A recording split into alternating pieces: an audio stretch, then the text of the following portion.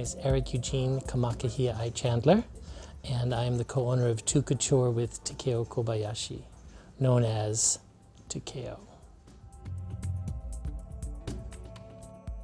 Well, Couture is interesting, and I think the reason we've been in business for 30 years is the fact that we're very diverse. So one department of Couture is the couture evening gowns. They begin at $5,000. They're done for women in society, politicians, and oftentimes women running in the beauty pageants, because their gowns really need to be exceptional. And when they get on stage, that's a major investment in how they look and how they present themselves. We also have a management company which takes Hawaii talent to Hollywood and prepares them for the industry. And it's very challenging because we have very talented people here, but not necessarily are they prepared for the fabulous life of New York or Los Angeles. The challenging part, of course, is that we are such a wonderful family here in the islands, and sometimes we're so overprotective of our children and we don't really prepare them for the industry.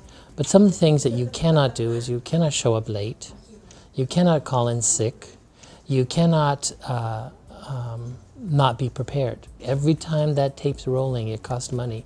So you have to be prepared and you have to be mature. Same thing with up-and-coming designers. Your collection has to be ready to be shown. You have to do everything in your power to reach personal excellence. There is no reason that you should ever substitute or take the easy route, because it will always show. The consumer is very sophisticated now. I think it's important to know that, first of all, there are two separate kinds of models. There are models that we use in photo sessions, and then their height is not as important because we can create an environment around them. And there are models that are used for fashion shows. The technical aspect that is so hard for people to understand is a model needs to be very tall and very thin, because when you see the clothes move on the model, you assume that they're comfortable and you want to wear them yourself. Clothes that look tight look uncomfortable. Clothes that move and shake and shimmer look fascinating on stage. Face is geared to giving people the chance to show their garments. Originally it was in an urban setting, so it was down on Nu'uanu Avenue, and we completely closed the streets, and then the fashion show went down the streets. The first year there was 10,000 people. Last year, because of other events, there was about 7,000. But what has happened now is it has become so popular and so important in the industry that we're moving to Waikiki.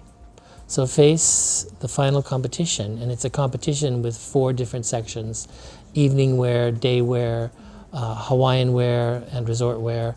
And there's 5 winners, so they receive scholarships. And we've had designers from 6 years old all the way to 80 years old. So it really is encompassing the entire community and encourages people to express themselves in the great dimensionality that is in the fashion industry.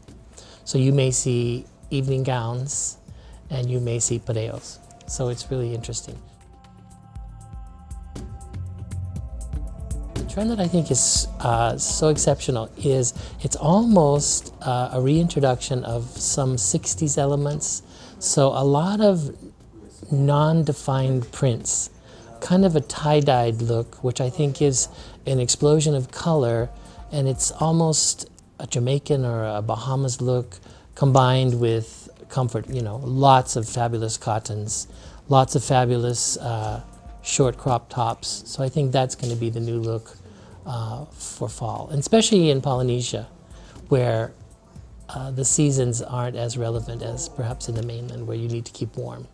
Here we just need to keep happy.